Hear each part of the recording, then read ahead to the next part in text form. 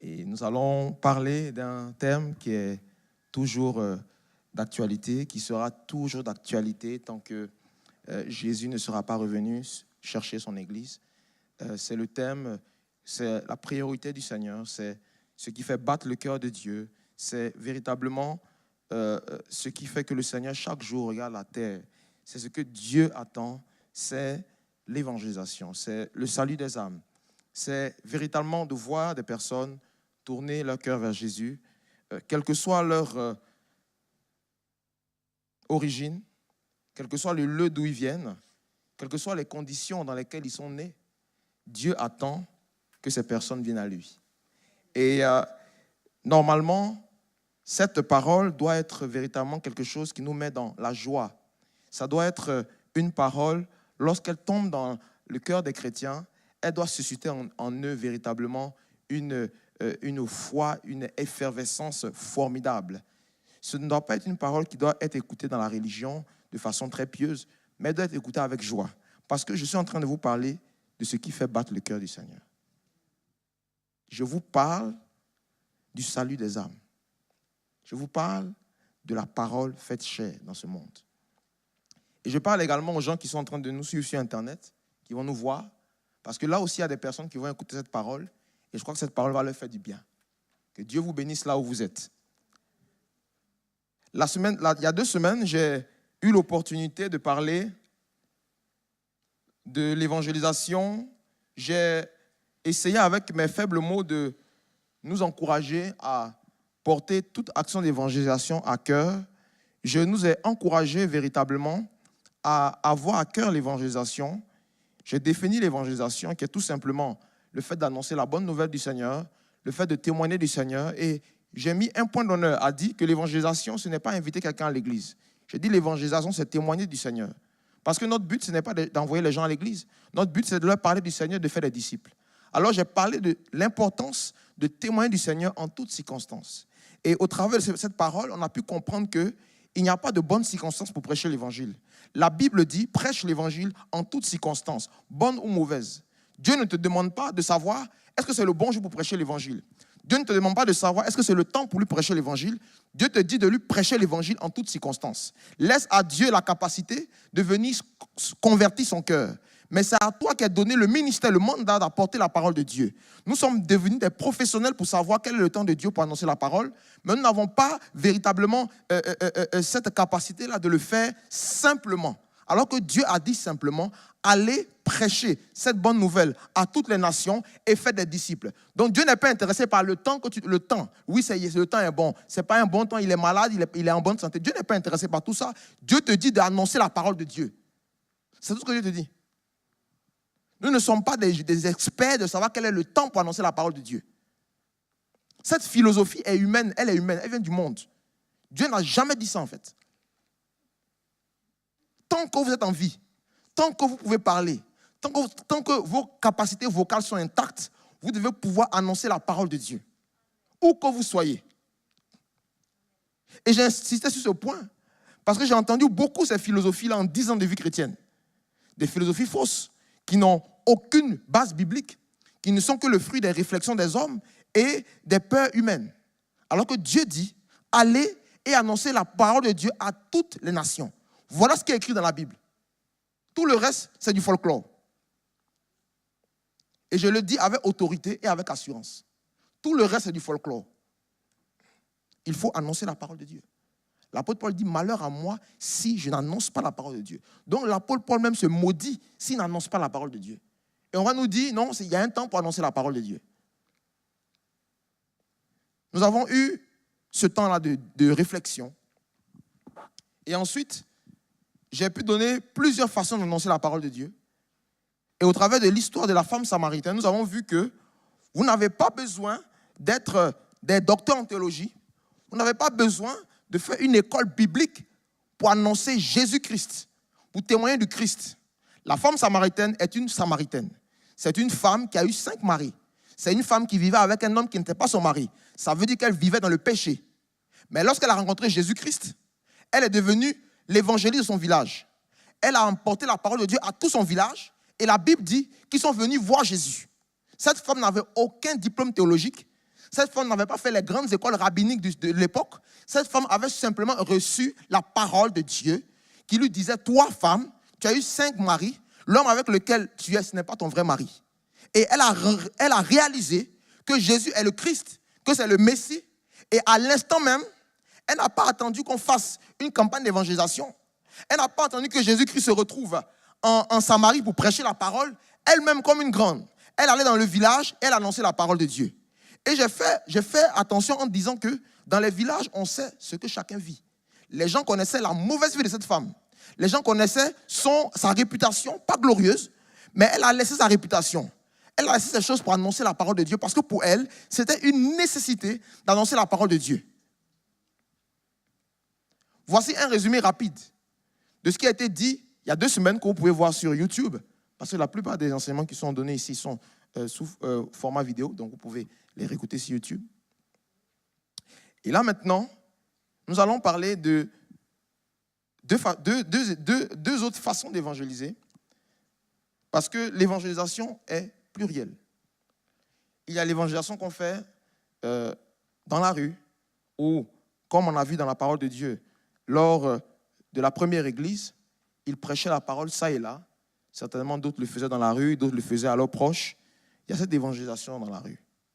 Cette évangélisation est importante. Cette évangélisation est nécessaire parce qu'il y a des gens que vous allez avoir seulement dans la rue. Même si c'est 2 personnes qui doivent se convertir, ce n'est pas grave. Dieu est mort pour chacune de ces personnes. Donc cette évangélisation est importante et elle a de la puissance. Et nous avons vu ici dans cette église le résultat de cette évangélisation. Au travail de Bordeaux pour Christ, plusieurs personnes sont venues au Seigneur et fréquentent notre assemblée aujourd'hui. Ça, c'est important. Maintenant, il y a d'autres évangélisations. Vous pouvez évangéliser par les médias. J'ai parlé de ça. J'ai parlé de ce que moi-même je fais. Vous pouvez évangéliser aussi par votre témoignage personnel. Il y a tellement de façons d'évangéliser. Et j'ai fait la mention importante que tout le monde n'a pas les mêmes capacités et les mêmes talents que Dieu lui a donnés. Il y a des gens qui sont véritablement à l'aise dans la prédication aux foules, avec beaucoup de gens autour. Ça, ce sont des gens certainement qui ont des appels d'évangélistes, c'est normal, ils ont cette onction. Dieu leur a donné ça, tout le monde ne fera pas ça. Il y a d'autres personnes qui sont plus facilement intéressées par le contact, par véritablement être dans un cercle de confiance, pour partager la parole de Dieu. Ça aussi, c'est une autre catégorie de personnes. Il y a des gens qui partagent la parole de Dieu au travers de leurs dons, de leurs talents, que ce soit les talents artistiques, ils témoignent du Seigneur comme ça. Chacun a une façon que Dieu lui a donnée de témoigner, de parler du Seigneur. Et il n'y a pas de complexe à avoir entre les puissants prédicateurs qui prêchent avec miracle et tout ce que vous voulez, et celui qui a prêché la parole de Dieu dans un village à une personne. Et s'est converti. Personne n'a vu. Ce n'était pas sur YouTube, ce n'était pas sur les médias. Dieu, toutes ces personnes, Dieu va les récompenser lors du tribunal de Christ. Elles auront toutes les récompenses par rapport aux dons et aux capacités qu'elles ont reçues du Seigneur. Ça, c'est important. Donc, il n'y a pas de complexe à avoir. Tout le monde sera vraiment dans la gloire s'il a fait ce pourquoi Dieu l'a appelé, s'il a travaillé sérieusement au ministère que Dieu lui a donné. Et aujourd'hui, je vais parler du témoignage familial. Le témoignage dans notre famille de l'Évangile. Parce que cette évangélisation est fondamentale et je pourrais même dire que tous les chrétiens sont censés porter du fruit dans cette évangélisation. Il est bien de prêcher la parole de Dieu à gauche, à droite, avec plein de puissance, mais c'est encore mieux que notre famille soit impactée par tout ce que nous disons dehors. Et nous allons parler aujourd'hui du témoignage familial. Et si j'ai l'occasion, je parlerai de l'évangélisation par le feu. Mais je parlerai du témoignage d'abord familial, qui, je crois véritablement, par la grâce de Dieu, est un sujet important à développer au milieu de nous. Alors j'espère que vous êtes en forme, que le sommeil n'est pas en train de vous gagner, la chaleur, je ne sais pas, c'est l'été. Hein? Quand il fait froid, on se plaint, quand il fait chaud, on se plaint. Bon, qu'est-ce qu'il faut maintenant? Je ne sais pas. Hein? Donc soyons vraiment dans la joie ce soir, parce que la parole de Dieu est une parole qui apporte la vie, c'est une parole qui délivre et c'est une parole qui nous conduit. La Bible dit dans Josué 24, au verset 15, Josué dit que lui et sa maison, ils vont servir l'Éternel. Parce que Josué est en face de beaucoup de choses et il voit que les gens ont pris des positions qui ne sont pas forcément glorieuses. Mais lui, Josué, lui, le guerrier du Seigneur, il va dire, moi et ma maison, on va servir l'Éternel. Et si vous ne trouvez pas bon de servir l'Éternel, choisissez aujourd'hui qui vous voulez servir. Ou les dieux que servaient vos pères au-delà du fleuve, ou les dieux des Amoréens dans le pays dans lequel vous habitez. Mais moi, Josué, et ma maison, nous servirons l'Éternel. Moi et ma maison ici, ma maison c'est moi et ma famille. Parce que Josué a une famille. Josué, c'est un homme qui a une famille, qui a eu des enfants. Et lui, il dit, moi et ma maison, nous allons servir l'Éternel. Et là, nous sommes déjà dans l'Ancien Testament, où la Bible déjà, dans le témoignage, dans le service au Seigneur, la Bible fait très attention aux familles. Elle met un accent particulier sur les familles. Et Josué se distingue en disant que lui et sa famille, ils vont servir l'Éternel. Ça, c'est déjà important de le réaliser. Avant même que Jésus vienne, Dieu était le Dieu qui se révélait aux familles. Vous allez voir le patriarche Abraham, son fils Isaac, son fils Jacob. Qu'est-ce que la Bible dit par rapport à Abraham? Elle nous donne véritablement une parole très intéressante dans Genèse 12. Elle dit à Abraham, quand Dieu appelle Abraham, Dieu lui dit, va-t'en de ton pays, de ta patrie et de la maison de ton père. De la maison de ton père, ça veut dire de la famille de ton père. Dieu lui dit, quitte ton pays, quitte ta patrie, quitte la maison de ton père et va dans le pays que moi je vais te montrer. Je ferai de toi une grande nation et je te bénirai. Je rendrai ton nom grand et tu seras une source de bénédiction. Je bénirai ceux qui te béniront et je maudirai ceux qui te maudiront et toutes les familles de la terre seront bénies en toi. Regardez là déjà le patriarche Abraham. La Bible dit que nous avons la bénédiction d'Abraham, qui est le patriarche de la foi. Lui qui est le patriarche de la foi, la Bible dit que lui-même, il a été appelé à quitter sa maison, à quitter sa famille pour se connecter à Dieu, pour se connecter à la famille de Dieu. Et la Bible dit que toutes les familles seront bénies en lui. La bénédiction d'Abraham, c'est une bénédiction familiale. La bénédiction qu'Abraham a reçue, c'est la bénédiction que les familles sont bénies en lui. C'est la bénédiction des familles. Ça, c'est déjà important de le réaliser. Abraham n'est pas allé tout seul comme ça. Abraham lui-même, il avait aussi sa famille. Il avait 300 serviteurs à un moment donné. Mais, dès cet instant-là, le Seigneur montre déjà que la bénédiction vient dans la famille. Donc, le témoignage est quelque chose qui vient dans la famille. Abraham est déjà le premier.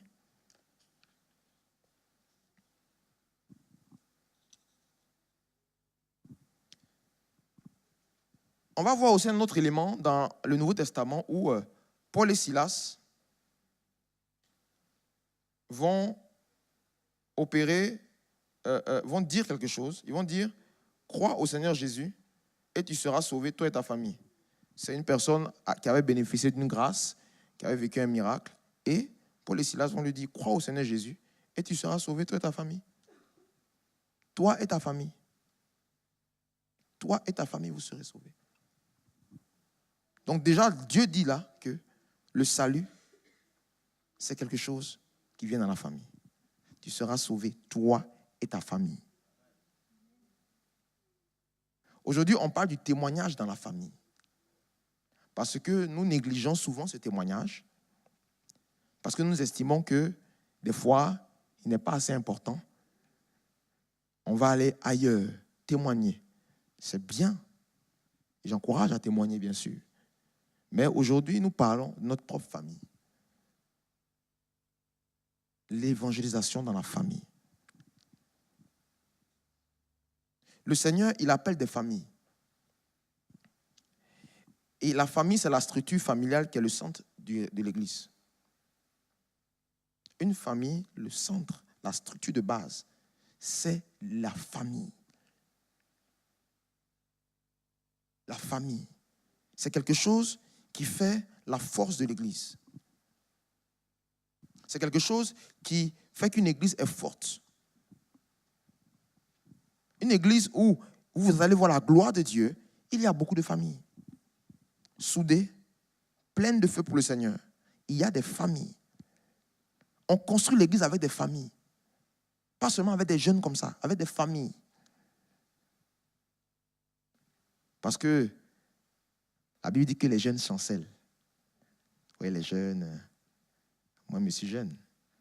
Ils sont pleins de feu au début. Feu, feu, feu, feu. Oui, chambre haute, feu, feu, feu, feu.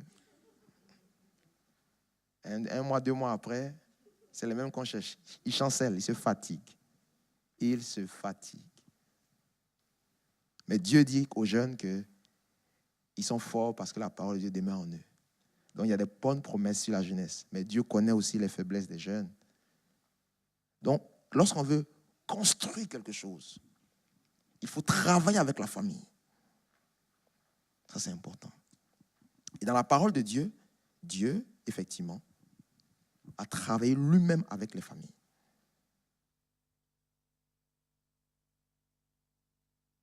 On va vous donner un exemple de Jésus lui-même.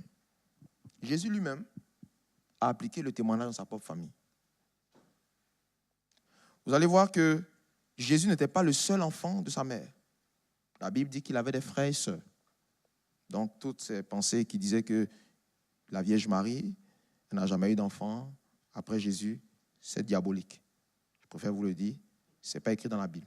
C'est diabolique. La Vierge Marie, Dieu n'a pas dit qu'elle est vierge. Elle a été vierge jusqu'au moment où elle a eu des enfants. Après, c'était fini. Elle a eu d'autres enfants après Jésus. Et la Bible nous parle des frères et sœurs de Jésus. Vous allez prendre ça dans le livre de Matthieu au chapitre 6. À partir du verset... Je pense que... Non, c'est pas Matthieu. C'est Marc. Je pense que...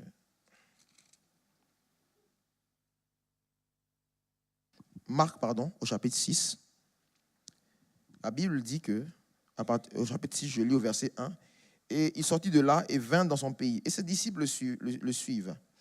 Et le sabbat étant venu, il se mit à enseigner dans la synagogue, et plusieurs l'ayant entendu étaient dans l'étonnement, disant, d'où ces choses lui viennent? Et quelle est cette sagesse qui lui est donnée? Que de tels miracles s'opèrent par ses mains. Celui-ci n'est-il pas le charpentier, le fils de Marie, et le frère de Jacques, et de Joseph, et de Jude, et de Simon? Et ses sœurs ne sont-elles pas ici au milieu de nous? Donc vous allez voir déjà que Jésus a eu des frères et sœurs, et la Bible parle de ses frères et ses sœurs. Elle parle de Joseph, appelé Jude, elle parle de Jacques, elle parle de ses sœurs, il a aussi des sœurs. Donc Jésus lui-même est né dans une famille et a grandi dans une famille. Il a eu des frères et des sœurs. Et Jésus a commencé à faire son ministère. Jésus a commencé à prêcher la parole de Dieu avec puissance, à véritablement démontrer ce pourquoi Dieu l'avait appelé.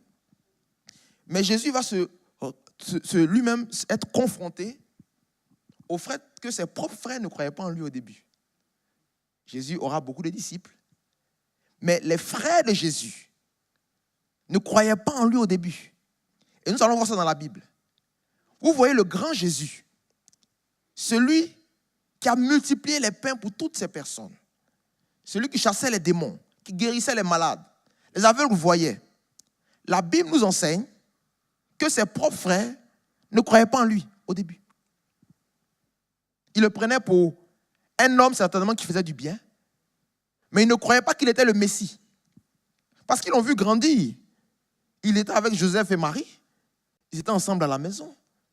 C'était leurs frères. Ils lisaient ensemble la Torah. Ils se rappelaient des histoires d'Abraham, de Moïse et tout ça. Et lui, maintenant, il dit qu'il est le Messie. Ça vient d'où tout ça? Et nous voyons ça dans le livre de Jean, au chapitre 7. Évangile de Jean.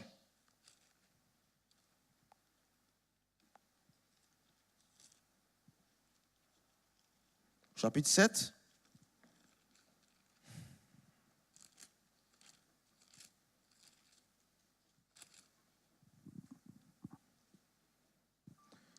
Au verset 5.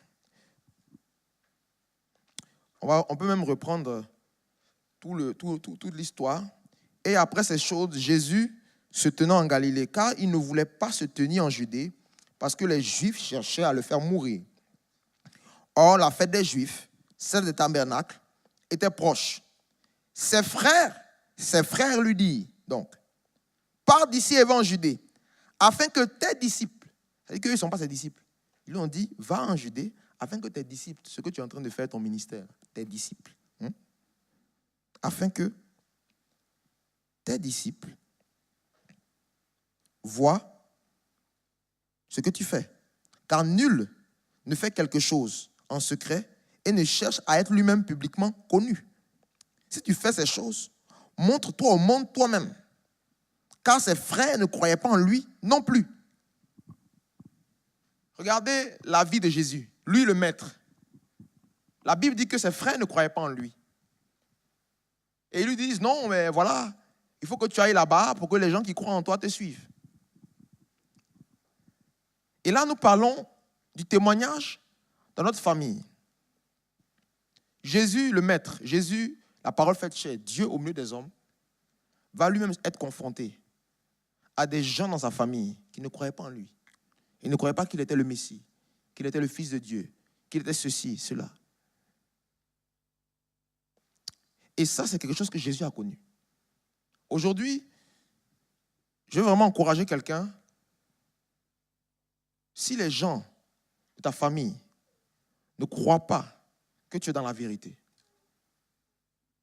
reste calme. Parce que Jésus lui-même a connu cela. Jésus lui-même, au milieu de ses frères, n'a pas été reconnu automatiquement. Si dans ta famille, les gens se moquent de ton Jésus et disent que tu es folle, comment est-ce que tu vas dans une secte? On ne voit pas le fruit de ton Jésus. On ne voit pas l'œuvre de ton Jésus dans ta vie. Il faut rester calme. Parce que tu as cru en la vie. Tu as cru en la vérité. Et tu ne peux pas être confus. Tu ne peux être confus si tu as mis ta foi dans le Seigneur. Tu ne peux pas être confus. Aujourd'hui, je viens vous encourager. Parce que dans nos familles, on nous dit beaucoup de choses. Parce que les hommes ont un schéma de comment Dieu doit agir à l'instant. Mais la sagesse des hommes n'est pas la sagesse de Dieu. La Bible dit que la sagesse des hommes est terrestre. Elle est démoniaque. La sagesse de Dieu est au-dessus de notre intelligence et de nos pensées. Jésus savait ce qu'il faisait. Mais ses frères étaient dans les ténèbres. Mais ces mêmes frères, plus tard, vont devenir des puissants hommes de Dieu parce que le pasteur de l'église de Jérusalem, c'est Jacques. C'est le frère de Jésus. Jude, Joseph, c'est le frère de Jésus. Il a écrit une épître de la Bible, à lui seul. Jacques également a écrit son épître. Voici des gens au début qui n'étaient pas convaincus de la puissance de Jésus, mais qui après vont tourner leur cœur vers le Seigneur, vont devenir des colonnes dans l'église première. Quand Jacques a écrit ses épîtres, Jésus n'était plus là. Jésus était dans la gloire. J'aimerais dire à quelqu'un aujourd'hui que ce que tu as semé, il faut croire en ça. Ça va porter son fruit. Ça va porter son fruit 5 ans après. Ça va porter son fruit 2 jours après. Mais ça portera son fruit. Ça va porter son fruit. Jésus a semé. Il a semé. Et ses frères sont devenus des colonnes du temple. Des colonnes dans le temple. Et les livres de la Bible ont été écrits par ses frères également. Les frères de Jésus.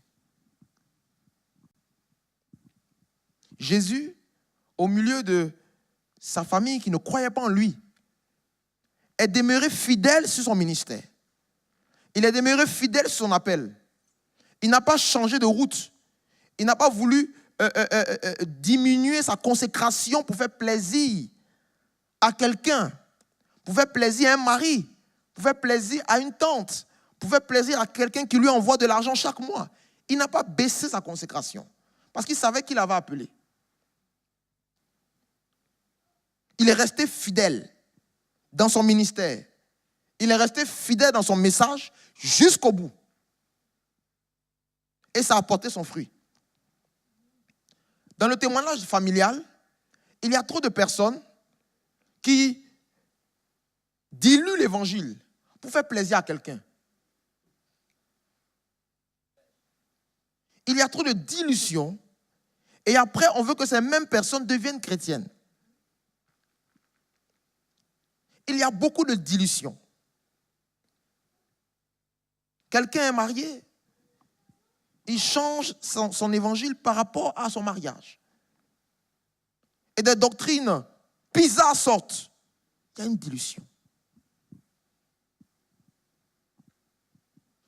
Une personne qui était pour toi quelqu'un qui te soutenait dans la vie, lorsqu'il réalise que tu es chrétien, il ne veut plus te soutenir, alors on baisse la consécration. Dilution. Parce que tout le monde adopte des méthodes douteuses pour avoir tel papier, pour avoir tel registre, pour avoir telle affectation. Alors, on le fait. Dilution. Plein de dilution. La dilution de l'évangile. Parce qu'on veut faire plaisir à quelqu'un. Parce que cet homme m'a promis qu'il va me marier, mais il faut que je laisse la parole de Dieu. J'ai vu ça, dilution. Et quelques années après, on revient et on espère que... Non, ce n'est pas aussi simple. Ce n'est pas aussi simple. Dilution. Là, on parle du témoignage de Jésus, qui n'a jamais dilué son évangile par rapport à ce que les gens lui montraient autour. Il n'a jamais dilué l'évangile. Il est resté ferme sur ses positions. Il est resté fort et stoïque. Beaucoup de dilution.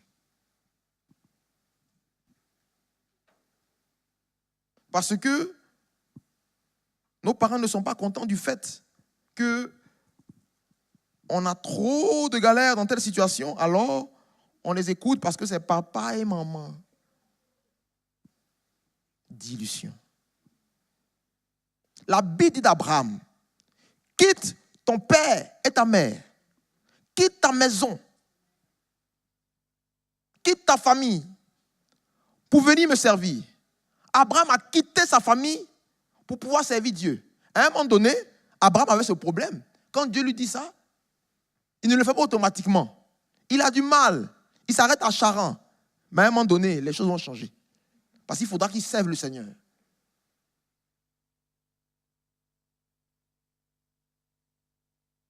Il y a des gens qui sont tellement attachés à la reconnaissance de leur famille qu'ils deviennent eux-mêmes des pieds d'achoppement pour le salut de cette famille. Tellement ils sont attachés, je ne peux pas.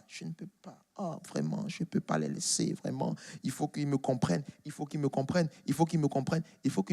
Est-ce que c'est eux qui sont morts à la croix pour toi? Tellement il y a de la tâche. Quand moi je me suis converti, en mars 2007, fin mars, j'ai embrassé la voie de l'évangile alors que j'avais à peine 21 ans. Et je bénéficiais effectivement de toutes les grâces de mes parents par des envois d'argent importants, par plusieurs vraiment facilités. Et j'ai embrassé la voie du Seigneur. Et mon père et ma mère trouvaient que j'étais dans une secte. Et il y avait souvent des conflits. Parce que je voulais leur démontrer que je n'allais pas dans une secte. Parce qu'il fallait qu'ils soient contents que je... Voilà. Et à un moment donné, il y a eu des positions que j'ai prises. Et à un moment donné, pendant 9 mois, je ne parlais pas à mon père. Couper les ponts, on ne se parlait pas. 9 mois. Mais je venais à l'église, je chantais les cantiques. Je ne parlais pas à mon père. Et je parlais seulement à ma mère.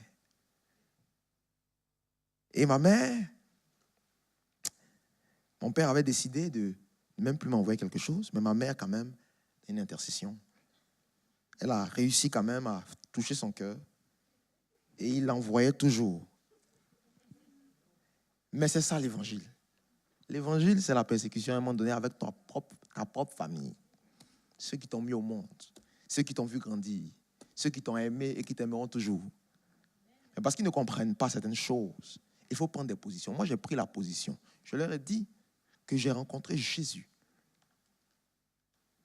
Et je leur ai dit clairement que ce qu'on vous prêche, c'est faux. Si ce n'est pas dans la Bible, c'est diabolique.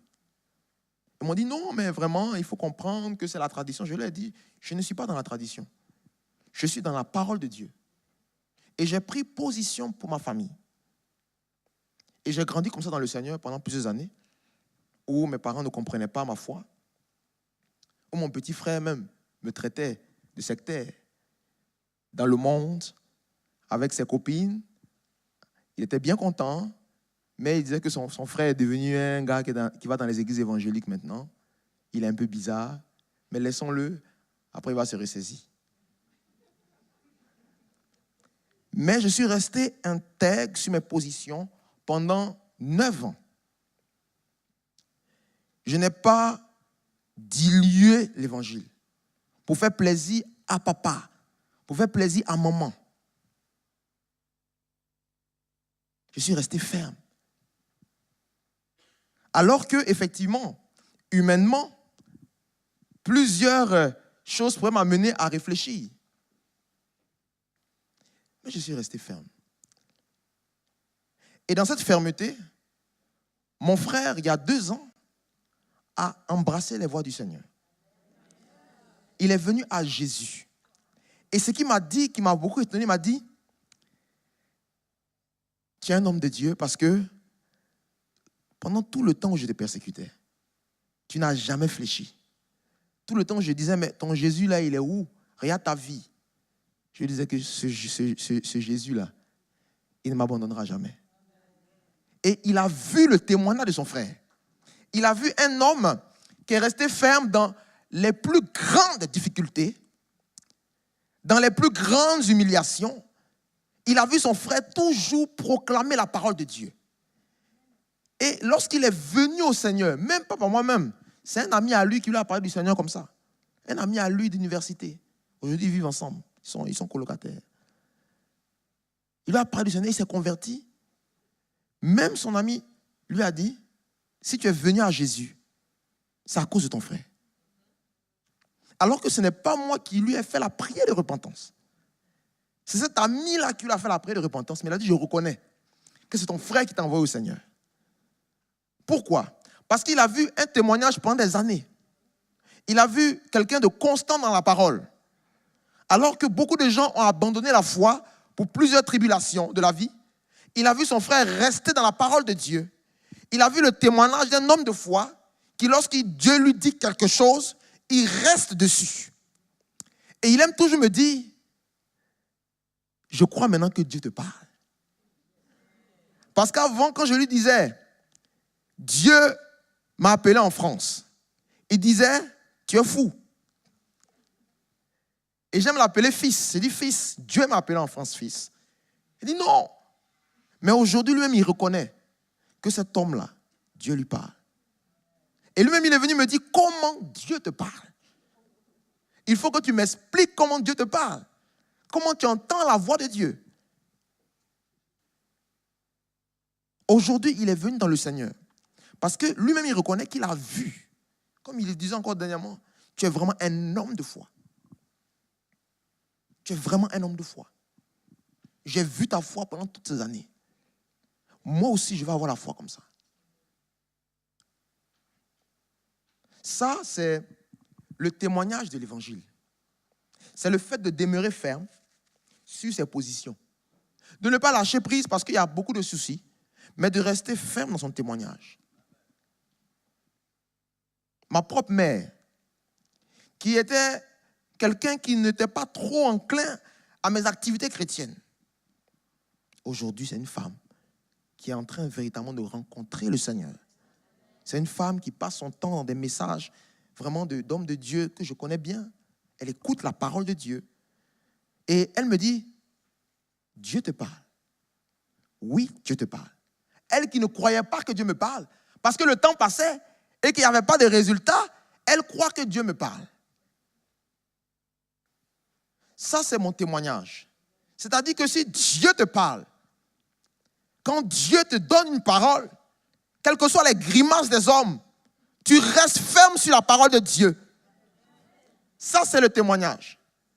Je dis, quelles que soient les grimaces des hommes, tu restes ferme sur la parole de Dieu. Tu ne faiblis pas. Tu ne flanches pas. Ça, c'est le témoignage. C'est ce que Jésus a appliqué dans sa propre famille.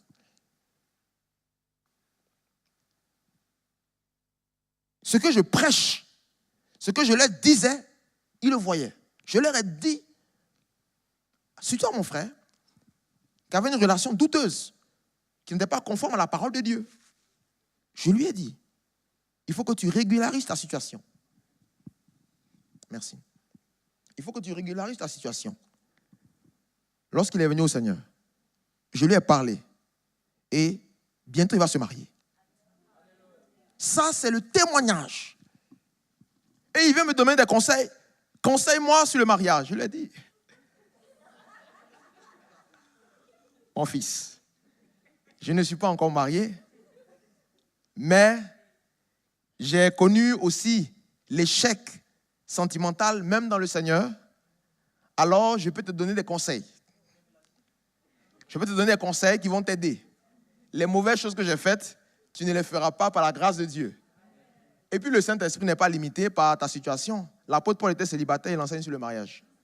Et nous écoutons les enseignements de l'apôtre Paul, qui était lui-même célibataire.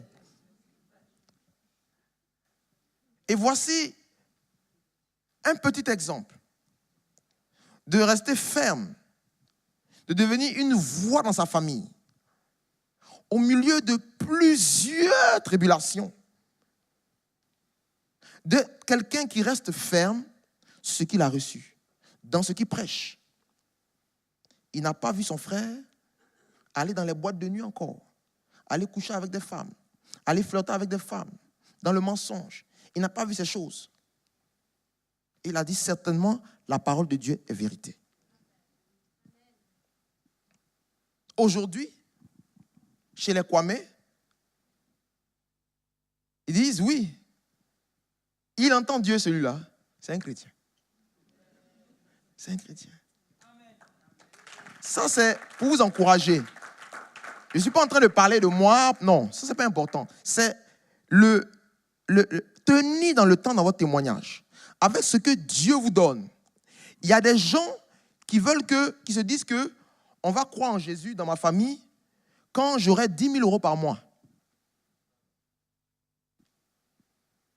Mais le peu qu'ils ont actuellement, que Dieu a construit en eux, ils ne gardent pas ça de façon ferme, mais ils veulent déjà quelque chose d'autre. Ce que tu as déjà, c'est ton témoignage. Si tu es ferme dans ça, dans le temps, ta famille viendra au Seigneur.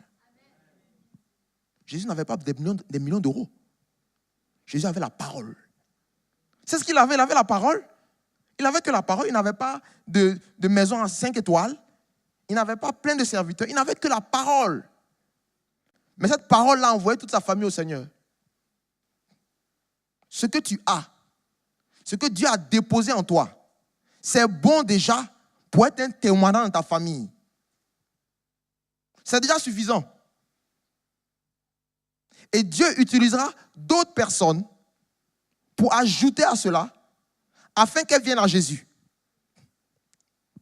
Afin qu'elles viennent à Jésus.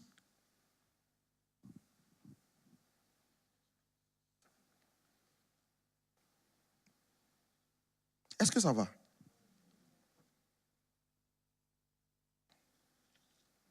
Nous parlons du témoignage familial. Dans la famille. Que notre évangile soit un évangile déjà de la famille. Je suis très encouragé lorsque je vois des gens qui m'ont persécuté avant me dire, il faut que ton ministère de l'impact, tu dois être puissant dans la parole. Ces mêmes gens qui me disaient que j'allais dans les sectes. Je dis, mais dis donc, ça c'est la puissance de Dieu. Une personne qui disait que si tu es dans les sectes, elle te dit, il faut que ton ministère soit puissant. Il faut que tu aies quelqu'un à côté qui soutienne ton ministère. C'est elle qui dit ça. Ça, c'est le témoignage familial. Pour vous encourager. Ça peut prendre du temps. Mais il faut rester intègre dans les voies du Seigneur. Et le peu que tu as, ce qui est ton évangile, il faut le garder et le faire fructifier. Le peu que tu as. Le peu que tu as. Je me rappelle qu'on me disait, mais ton Jésus là, il est où? Regarde ta vie. Tu n'as même pas d'argent. Hein? Tu es dans la galère. Mais c'est les mêmes personnes aujourd'hui qui croient que lorsque je prends une décision qui vient de Dieu, ça vient de Dieu. Et ils s'activent à soutenir ça pour que ça puisse amener des gens au Seigneur. C'est ça. Parce que l'argent, c'est des choses qui viennent. Les dizaines de milliers d'euros, les centaines de milliers d'euros, ce n'est rien. Ça vient. Mais ce qui est fondamental d'abord, c'est le témoignage de l'évangile dans la famille. Regardez la vie de Jésus. Jésus va appeler les disciples. Nous voyons ça dans Luc 6 au verset 14. La Bible dit, « Et il passa toute la nuit à prier Dieu. Et quand le jour fut venu, il appela ses disciples. Et en ayant choisi 12 d'entre eux, lesquels il nomma aussi apôtres. Simon, qu'il nomma aussi Pierre et André son frère. Il y a déjà 2 frères qu'il appelle. Ensuite, il appelle encore 2 autres frères. Il dit Jacques, il appelle Jacques et Jean. Ce sont des frères. Philippe et Barthélemy, Matthieu et Thomas, Jacques le fils d'Alphée et Simon qui était appelé Zélote. Jude, frère de Jacques. Jude, c'est le frère de Jacques, fils d'Alphée. Jacques, c'est le frère de Jean. Simon, c'est le frère d'André. Sur 12 disciples, 6 sont des frères. Ils appellent en famille. Sur 12 disciples, 50% sont de la même famille. Il appelle des frères. C'est avec ceux-là qu'il va faire son ministère. Avec des familles. Il fait son ministère avec la famille. Avec la famille, il fait le ministère. La plupart des apôtres étaient des gens qui étaient de la même famille. Selon certaines études, d'autres disent même qu'il y avait des anciens cousins de Jésus qui en faisaient partie. Bon, bref, ça, ce sont les choses théologiques. Quoi qu'il en soit, bibliquement, sur 12 personnes, 6 sont de la même famille. 6 sont plutôt des frères et sœurs. Donc, Jésus appelle ces gens-là en famille. Je suis en train de parler de la famille, du témoignage dans notre propre famille.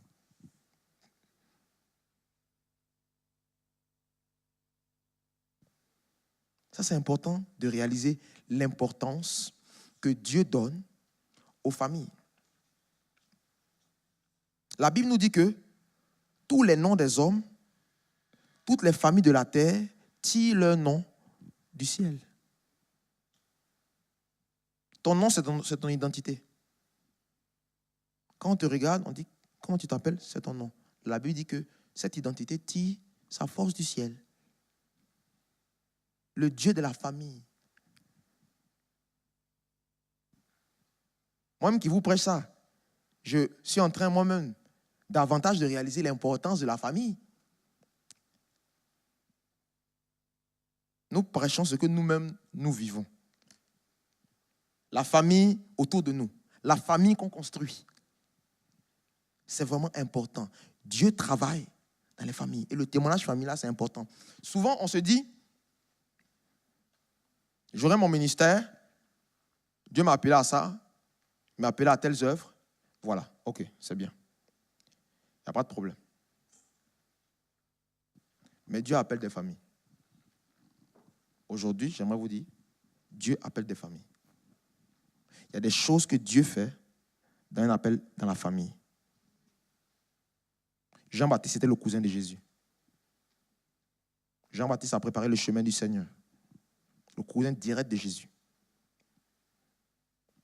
Ça, c'est important. Quand Joseph s'est retrouvé en Égypte, c'est au travers de la famille de Jacob que le peuple juif est arrivé en Égypte.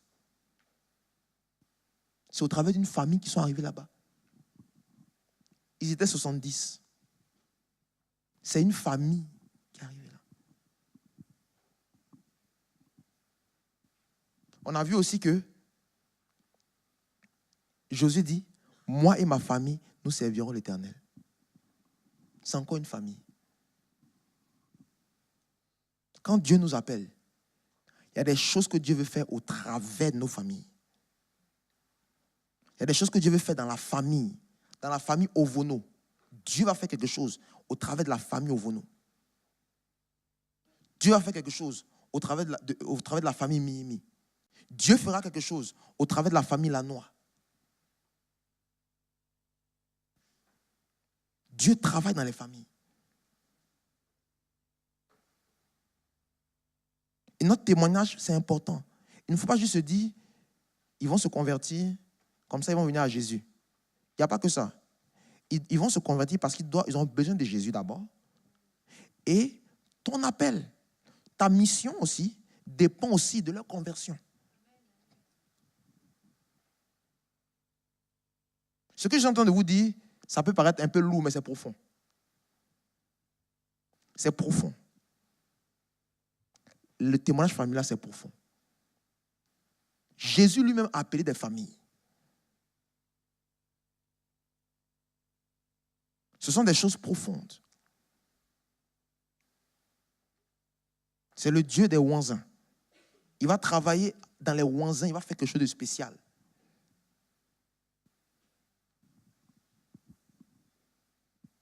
La Bible nous parle de Timothée, qui a hérité la foi de sa grand-mère.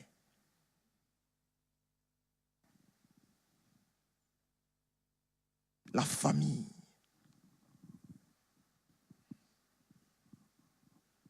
Il est important aujourd'hui que nous ne voyons pas notre famille comme des simples païens qui ont besoin du Seigneur, mais que nous voyons nos familles dans l'évangélisation comme des partenaires de l'œuvre de Dieu. Quelqu'un ne pourra pas se présenter devant le trône du Seigneur et aucun membre de sa famille ne s'est converti et il pense qu'il a eu un grand ministère. Non. Même s'il a gagné 10 milliards d'âmes au Seigneur et que l'œuvre que Dieu voulait faire dans sa famille n'a pas été faite, il y a un problème. Dieu lui demandera des comptes. Dieu lui demandera des comptes. Il ne faut pas qu'on se leurre. Jésus lui-même a vécu dans cette révélation.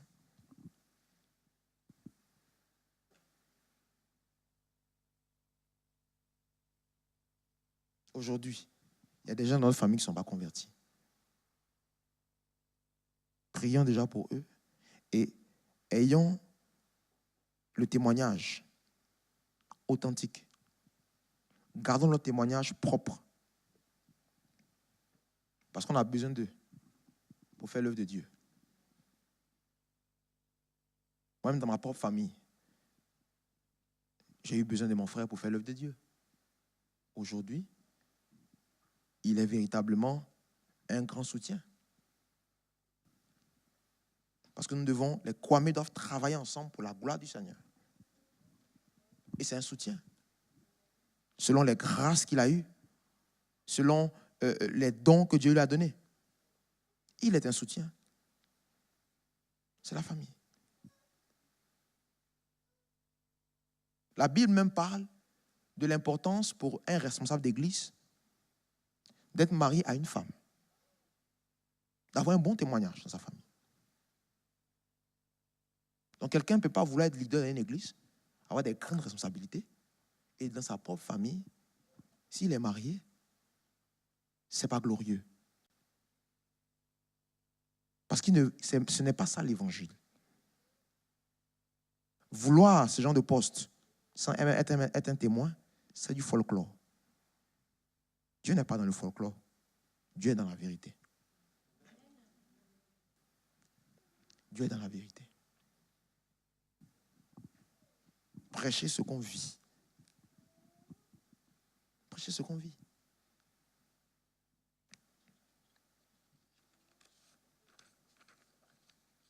Aujourd'hui, l'homme avec qui tu es, que ce soit ton mari, il doit se convertir, pas juste pour que ce soit bien pour toi dans ta chair. Mon mari est chrétien maintenant, on pourra prier ensemble. Non. Ça, c'est trop faible. Ça va plus loin que ça. Parce que Dieu appelle cette famille à faire quelque chose. Dieu appelle cette famille. Il n'appelle pas juste un homme, puis c'est fini. Il a appelé Moïse et Aaron. Moïse n'était pas un puissant prédicateur. Aaron savait prêcher, savait convaincre les gens. Donc quand Moïse a dit « je ne sais pas parler », il dit « c'est pas grave, ton frère sait parler. Il va te présenter à ton peuple. » Et Moïse était le porte-parole et Aaron était le porte-parole de Moïse. Moïse faisait les miracles, Aaron il parle. Ils sont appelés en famille. Tu peux acclamer le Seigneur.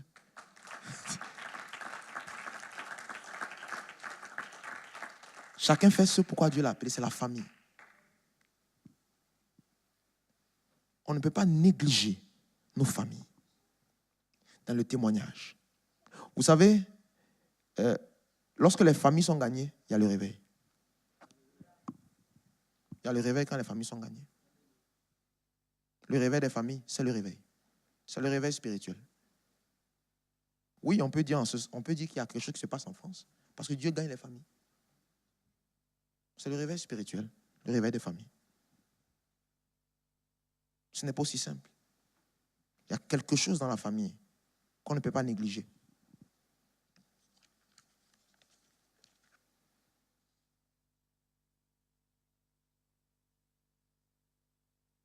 Et dans ton témoignage personnel, dans ta propre famille, il faut savoir reconnaître ses erreurs. C'est pas parce qu'on est chrétien que nous sommes des champions. En tout, dans tout. Il faut pouvoir reconnaître ses erreurs. Il faut pouvoir demander pardon. Ça aussi, c'est un témoignage. Parce que l'orgueil ne demande pas pardon. L'orgueil ne demande pas pardon. L'orgueil ne demande pas pardon. Mais lorsque nous faisons des erreurs, nous pouvons aussi reconnaître que là, on s'est trompé. Ce n'est pas un signe de faiblesse. On n'a rien à démontrer aux gens parce qu'ils ne sont pas chrétiens. C'est un signe d'humilité que les non-chrétiens regardent. Ils regardent ça avec beaucoup d'attention. Ça, c'est important. Aujourd'hui, nous sommes toujours dans... La semaine prochaine, on aura un week-end d'évangélisation. Gloire à Dieu. Et le Seigneur va envoyer son serviteur qui va parler, qui va prêcher la parole de Dieu, qui va témoigner. Il y aura des activités aussi sportives. Mais n'oublions pas ceci. Le Dieu que nous servons est le Dieu des familles. N'oublions pas nos familles. Pensons à nos familles dans tout ce que nous faisons comme activité. Pensons à nos familles. Et dans le témoignage familial, ce n'est pas avec ta propre force que tu vas convertir les gens. Ce n'est pas avec la force que tu vas convertir les gens. Je me rappelle personnellement, dans mon pays, il y a eu une guerre qui a duré 10 ans.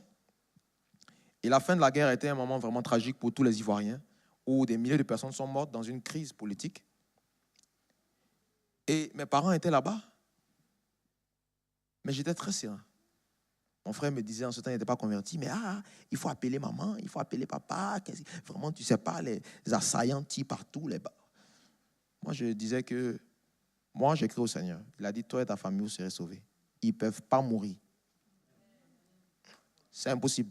J'ai dit, ils ne peuvent pas mourir, donc reste calme. Ils ne peuvent pas mourir. Donc lui, il les appelait tout le temps. Bon, il travaille son niveau de foi. Je peux comprendre. Il aime son papa et sa maman. Mais moi, j'étais serein. Et plus tard, dans ces épisodes-là, mes parents me racontaient vraiment des choses difficiles qu'ils ont vécues. Où ils ont été obligés de marcher 30 km à côté de cadavres. y avait des cadavres, ils marchaient 30 km, il y avait les gens qui tiraient. C'est plus tard qu'ils m'ont raconté ça. J'ai dit vraiment, heureusement que j'étais dans la foi. Parce que si j'avais appris ça, ça allait me servir à quoi? Et ce témoignage, ils ont vu que Franck est resté stoïque. Il est resté serein. Une balle même a percé la maison de notre voisin. Un éclat d'obus. Ils sont restés intacts. J'ai dit, il y a 10 anges là-bas. Ils ne peuvent pas mourir. Impossible. Ça, le voisin, un éclat d'obus. Ils sont là, tout beau, tout mignon, en pleine forme. Parce que nous savons en qui nous avons cru. J'ai dit, ils ne peuvent pas mourir tant qu'ils ne sont pas pleinement dans le Seigneur. Aucun n'ira en enfer. Je ne vais pas prêcher à 10 millions de personnes et ils vont... Ce n'est pas possible. Donc c'est ça. Dans votre témoignage, ce n'est pas par les propres forces que vous avez envoyé les gens au Seigneur. Et des fois, on veut faire les choses par notre force. Oui, vraiment. Non. C'est Dieu qui touche les gens. Et ce que Dieu nous demande, c'est d'être des lumières. D'être des lumières, de briller comme des lumières. D'apporter la bonne parole, d'apporter le réconfort, d'apporter la parole qui touche. Maintenant, il me demande même de les enseigner la parole de Dieu. Je dis, attendez un peu, on va voir ça après. Pour l'instant, continuez de grandir dans vos réflexions et vos recherches spirituelles. Dieu vous conduit, c'est bon. Moi, je ne suis pas enseignant de la parole. Je ne sais pas enseigner la parole de Dieu. Des gens vont vous enseigner ça. C'est ça. Et vraiment, il est vraiment important de rester dans cette dynamique-là. Quand Dieu va t'appeler, et Dieu t'a déjà appelé d'ailleurs, Dieu voit une famille en toi. Tu es célibataire, Dieu appelle une famille au travers de toi. Il ne t'appelle pas toi seulement, femme, toi seulement, homme. Il appelle une famille en fait. Une famille qui n'est pas encore manifestée, mais c'est une famille qu'il appelle. Et quand les familles sont détruites, quand le témoignage n'est pas glorieux, nous voyons le résultat. Regardez la vie de David, le grand David, celui qui a vaincu Goliath, celui qui a été le roi d'Israël, celui qui avait le cœur du Seigneur. David, malheureusement, dans ses propres enfants, il y a eu des déchirures terribles. Des frères qui ont tué leurs propres frères. Tous ces enfants se sont entretués. Regardez ce que ça a donné après. Ce n'était pas glorieux. Ce n'était pas glorieux. Dans la famille même, David, le grand David, n'a pas forcément été toujours à la hauteur. Et ça a entraîné des déchirures dans sa propre famille. Et la déchéance d'Israël vient de la déchéance d'une famille. D'une famille. Parce qu'on voit la suite. Salomon vient, il règne, lui-même aussi. Il s'attache à des femmes. Il avait plus de 700 femmes et 300 concubines. Un seul homme. 700 femmes et 300 concubines, un seul homme. Et un homme de Dieu vient lui dire que le royaume sera divisé après toi. Ton fils, lui, il va avoir la part qui revient à David. Mais sinon, ça c'est fini. C'est terminé. C'est une famille, tout ça. C'est la déchéance d'une famille qui a créé des problèmes à Israël. Le Dieu des familles. L'évangélisation, le témoignage dans la famille. C'est vraiment fondamental. C'est profond. Et les grandes choses que Dieu veut faire, Dieu les fait aussi dans les familles. Dans les familles. Aujourd'hui, je vais t'encourager vraiment. Alors que nous arrivons quasiment à la fin de cet enseignement ou cette exhortation, ce que tu as reçu du Seigneur, fais-le fructifier. Fais-le fructifier. Reste intègre. Garde le bon dépôt que tu as reçu du Seigneur.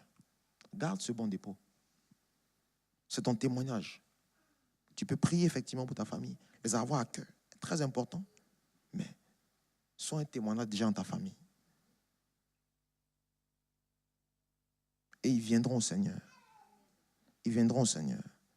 Ils viendront au Seigneur. Tranquillement, ils viendront à Jésus. Et ensemble, vous servirez l'Éternel. Vous ferez ce que Dieu a dit sur votre famille. Sur votre famille. Est-ce qu'on peut se lever ensemble, s'il vous plaît?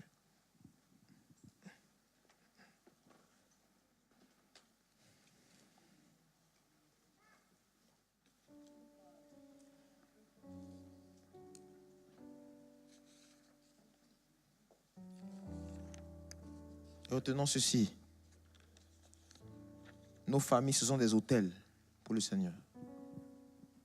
Des autels à la gloire de Dieu. Chaque maison, c'est un autel. Et Dieu veut que des autels soient bâtis pour que son nom soit élevé. La famille, c'est un autel. Aujourd'hui, tu peux parler au Seigneur.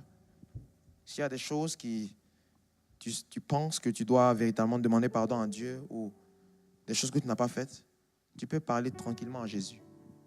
Et Jésus entend ta parole. Jésus entend ce que tu es en train de dire. Jésus l'entend. Si tu avais des difficultés avec un membre de ta famille, tu peux aller te réconcilier avec lui. Ça, c'est le témoignage de l'évangile. Parce que ne te dis pas que tu n'as pas besoin de lui. Il fait partie de l'appel que Dieu a mis sur ta vie. Parce que Dieu vous appelle en famille. C'est le témoignage de l'évangile. Au travers de cela, ils viendront à Jésus. Ils viendront au Seigneur. Ils viendront au Seigneur. Nous pouvons prier ensemble.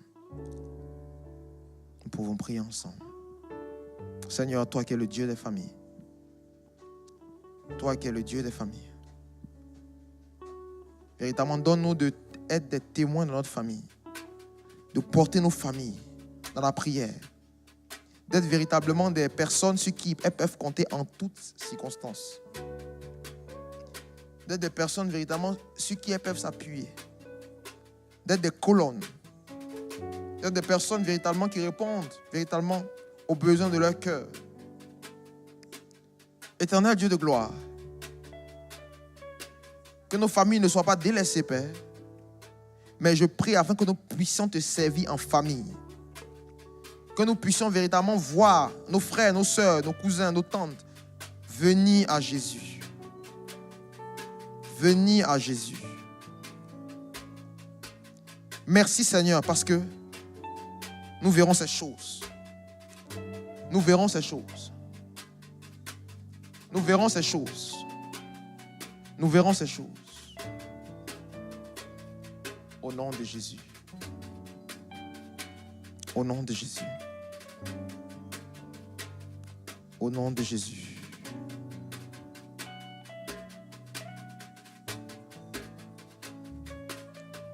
Merci Saint-Esprit. On peut acclamer le Seigneur.